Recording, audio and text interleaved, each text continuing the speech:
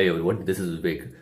எப்பவுமே வளைஞ்சு கொடுக்க தன்மையில் இருங்க. எமோஷனலும் சரி, பாடியிலையும் சரி, மைண்ட்லேயும் சரி. அப்போ தான் எல்லா சூழ்நிலையும் கொஞ்சம் பேலன்ஸ் ஆகும். ஃப்ளெக்சிபிளாக இருந்தால் தான் சர்வைவே பண்ண முடியும். எப்படி நான் சொல்கிறேன்னா, எதுலேயுமே சிக்காமல் இருக்கணும். அதாவது அன்பாகவும் இருக்கணும், அதே மாதிரி பகுத்தறிவாகவும் இருக்கணும். இது ரெண்டும் இருக்கிறது கஷ்டம்.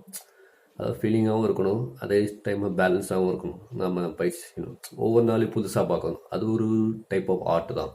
அதை நம்ம ப்ராக்டிஸ் பண்ணால் தான் வரும். ஈகோவாகவும் இருக்கணும், அதே மாதிரி ஈகோலெஸ்ஸாக இருக்கணும். அதாவது டிவோஷனாக இருக்கணும். டிவோஷன்னா அங்கே எமோஷன் மட்டும் தான் இருக்கும், ஈகோ இருக்காது அங்கே.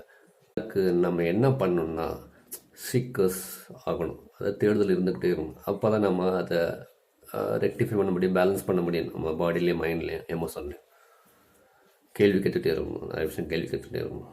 மக்கள் சொல்கிறத என்றைக்குமே பெருசாக எடுத்துக்கூடாது. இன்றைக்கி ஒன்று சொல்லுவாங்க, நாளைக்கு ஒன்று சொல்லுவாங்க, மாறிக்கிட்டே இருப்பாங்க மக்கள். ஏன்னா அவங்க பழச சிக்கியிருக்காங்க. அதனால்